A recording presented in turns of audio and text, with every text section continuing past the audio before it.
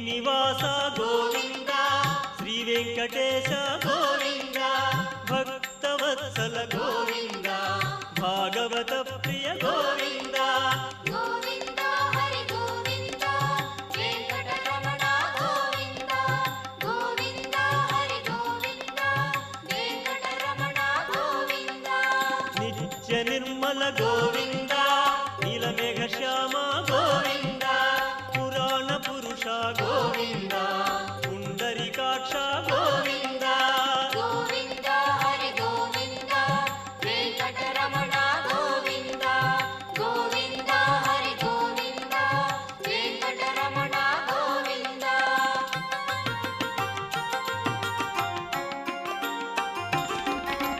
నందనందన గోవింద నవనీత చోర గోవింద పశుపాలక శ్రీ గోవింద పాప విమోచన గోవింద గోవింద హరి గోవింద వెంకటరమణ గోవింద గోవింద హరి గోవింద వెంకటరమణ గోవింద దుష్ట సంహార గోవింద దురిత నివారణ గోవింద శిష్ట పరిపాలన గోవింద కష్ట నివారక గోవింద గోవింద హరి గోవింద వెంకటరమణ గోవింద గోవింద హరి గోవింద వెంకటరమణ గోవింద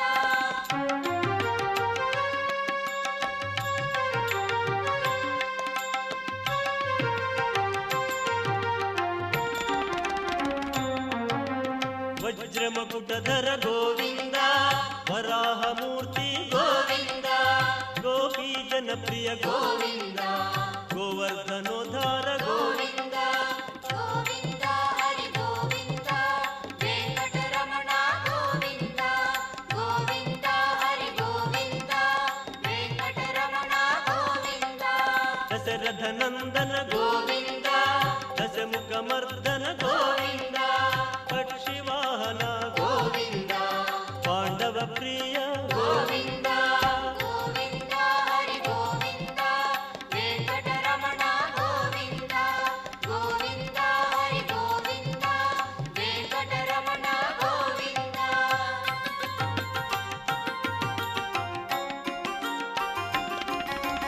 మత్స్యకూర్మ గోవింద మధుసూదన హరి గోవింద వరాహ నరసింహ గోవింద వామనమూర్తి గోవింద గోవింద హరి గోవింద వెంకటరమణ గోవింద గోవింద హరి గోవింద వెంకటరమణ గోవింద అయితే మనకి ఎటువంటి ఫలితాలు కలుగుతాయో తెలుసుకుందాం అనుకున్నాం కదా. ఆ క్రమంలో ఈ రోజున ఆదాయానికి మించిన ఖర్చులు మాకు ఎప్పుడూ కూడా వస్తున్నాయి, మాకు సంపాదన కన్నా ఖర్చులు ఎక్కువగా ఉంటున్నాయి అనుకున్నప్పుడు ఎటువంటి స్నానం చేసినట్లయితే కనుక మనకు ఉండేటువంటి ఖర్చుల్లోంచి మనం బయటపడవచ్చో, మనకు వచ్చేటువంటి ఆదాయాన్ని చక్కగా మనం దాచుకోవచ్చో ఆ అంశాల గురించి తెలుసుకుందాం. స్నానం అనేది మన నిత్యం ఇంట్లో చేసేటువంటిది, చాలా తేలికైనటువంటి క్రియ. ఈ క్రియ చేయడానికి ముందుగా కాస్త ఆవు పాలు తోడిపెట్టుకొని పెరుగు తయారు చేసుకోండి. ఈ ఆవు పాల పెరుగు ఏదైతే ఉందో దీనికి కాస్త ఒంటికి రాసుకొని ఒక 2-3 నిమిషాలు అలా ఒంటికి అంతా కూడా ఇది అంటుకున్నది అనుకున్న తర్వాత స్నానం చేస్తూరండి. ఇది మీరు ఎప్పుడైనా చేయవచ్చు, కార్తీక మాసంలోనే చేయాలనేది ఏమీ లేదు. మీకు ఎప్పుడు ఇటువంటి సమస్య వచ్చినా మీరు చక్కగా చేసుకోవచ్చు. ఆవు పాల పెరుగు ఏదైతే ఉందో దాన్ని చక్కగా ఒంటికి పూసుకొని మీకు ఎంత కుదిరితే అంతవరకే, ముఖానికి రాసుకోగలిగితే ముఖానికి రాసుకోండి, చక్కగా చేతులకు రాసుకోగలిగితే చేతులకు రాసుకోండి. శరీరం అంతా కూడా అభ్యంగనంగా చక్కగా పూర్తిగా నలుగులాగా పెట్టుకోగలిగితే చాలా మంచిది. అలా చేసి ఒక 2-3 నిమిషాలు ఆగి చక్కగా వేడి నీళ్ళు ఏవైతున్నాయో, గోరువెచ్చని నీళ్ళు ఏవైతున్నాయో వాటితో స్నానం చేయండి. కార్తీక మాసంలో కనుక ఈ క్రియ చేసేట్లయితే వేడి నీళ్ళు కాకుండా చక్కగా చన్నీళ్ళతో స్నానం చేయండి. ఖచ్చితంగా మీకు వచ్చేటువంటి ఆర్థికపరమైనటువంటి సమస్యలు ఏవైతున్నాయో వాటన్నిటిలో నుంచి కూడా బయటపడగలుగుతారు. మీకు వచ్చేటువంటి సంపాదనని హాయిగా దాచుకోగలుగుతారు. అంత అద్భుతంగా మనకు ఉపకరించేటువంటి పరిహారం ఈ పరిహారం.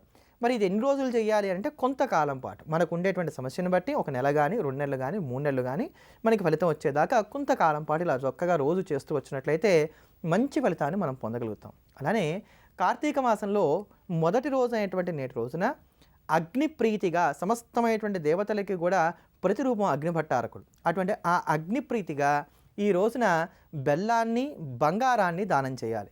అమ్మ బాబాయ్ బంగారమే, అది ఎలా దానం చేయాలండి అని చెప్పని కంగారు పడాల్సిన అవసరం లేదు. బంగారాన్ని దానం చేయడానికి శక్తి లేకపోతే యథాశక్తిగా దక్షిణ తాంబూలాలు ఇచ్చిన అంత పుణ్యాన్ని మనం పొందవచ్చు. అందుకని బంగారాన్ని అలానే బెల్లాన్ని ఈరోజు కనుక బ్రాహ్మణులకు దానం చేసినట్లయితే మంచి వర్చస్సు కలుగుతుంది. ముఖంలో ఉండేటువంటి కాంతి ఏదైతే ఉందో ఇది వృద్ధి చెందుతుంది. చూడగానే ఆకట్టుకునే విధంగా మన రూపం ఏదైతే ఉందో అది సురూపంగా వృద్ధి చెందుతుంది. అంత చక్కగా మనకు ఉపకరించేటువంటి దానము ఈరోజు మనం చేసేటువంటి బెల్లము బంగారపు దానం. ఇది అగ్నిప్రీతిగా బ్రాహ్మడికి ఈరోజు మనం దానం చేయాలి. ఇటువంటి మరిన్ని అంశాలు తెలుసుకోబోయే ముందుగా కార్తీక సోమవారాన్ని పురస్కరించుకొని ఈరోజు మనం అందరము కూడా నక్తాన్ని పాటించాలి. ఈ నక్తము అనేది ఏదైతే ఉందో దీన్ని ఉదయం నుంచి సాయంకాలం నక్షత్రాలు వచ్చేంత వరకు కూడా పాటించి, నక్షత్రాలు ఉదయించిన తర్వాత దగ్గరలో ఉండేటువంటి శివాలయానికి వెళ్ళి స్వామివారికి అభిషేకం చేసుకోవడం కానీ లేకపోతే స్వామివారికి పూజ చేసుకోవడం కానీ చేసి, లేకపోతే మనకి చేతనయ్యేటట్టుగా తోచినటువంటి స్తోత్రాలను కూడా చదువుకొని ఇంటికి వచ్చిన తర్వాత భోజనాన్ని చేయాలి. దీన్ని నక్తము అంటారు. ఇలా ఈ కార్తీక మాసం అంతా కూడా నక్తం చేయాలి. ఇలా 30 రోజులు నక్తం చేయలేని వారు కనీసం కార్తీక సోమవారాలు, కార్తీక మాసంలో వచ్చేటువంటి ఏకాదశి, పూర్ణిమ, అమావాస్య ఉన్నటువంటి రోజుల్లో చేసిన ఇంత పుణ్యాన్ని కూడా పొందగలుగుతారు. అటువంటి భవ్యమైనటువంటి కార్తీక సోమవారం కలిగినటువంటి నేటి రోజున మనందరికీ కూడా ఉమామహేశ్వరుల యొక్క పరిపూర్ణమైనటువంటి అనుగ్రహం కలగాలని చెప్పని ప్రార్థన చేస్తూ జ్యోతిర్లింగ స్తోత్రాన్ని శ్రవణం చేద్దాం, ధన్యులమవుదాం.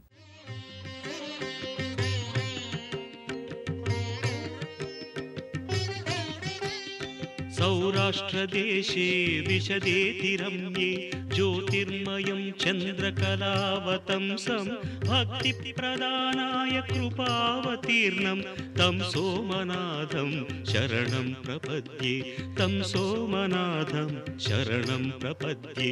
श्रीशैलसङ्गे विबुधातिसङ्गे तुलाद्रितुङ्गेऽपि मुदा वसन्तं तमर्जुनं मल्लिकापूर्वमेकं नमामि संसार समुद्रसेतुं, नमामि संसार समुद्रसेतुम्.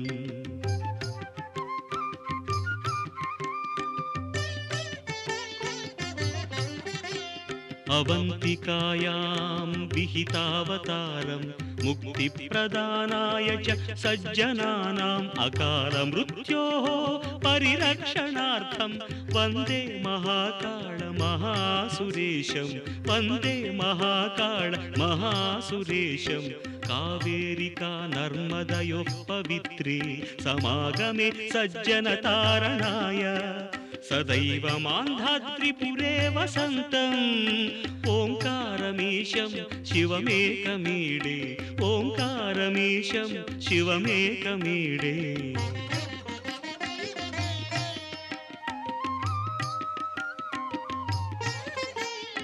पूर्वोत्तरे प्रज्वलिकानिधाने सदा वसन्तं गिरिजासमेतं सुरासुराराधितपादपद्मं श्रीवैद्यनाथं तमहं नमामि, श्रीवैद्यनाथं तमहं नमामि. याम्ये सदङ्गे नगरेति रम्ये विभूषिताङ्गं विविधैश्च भोगैः सद्भक्तिमुक्तिप्रदम् ईशमेकं श्रीनागनाथं शरणं प्रपद्ये, श्रीनागनाथं शरणं प्रपद्ये.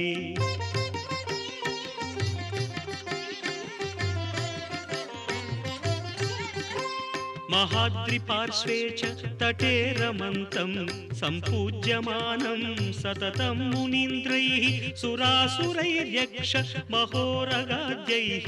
केदारमीशं शिवमेकमीडे, केदारमीशं शिवमेकमीडे. सह्याद्रिशीर्षे विमले वसन्तं गोदावरीतीरपवित्रदेशे यद्दर्शनात् पातकम् आशुनाशं प्रयाति तं त्र्यम्बकम् ईशमीडे, प्रयाति तं त्र्यम्बकम् ईशमीडे.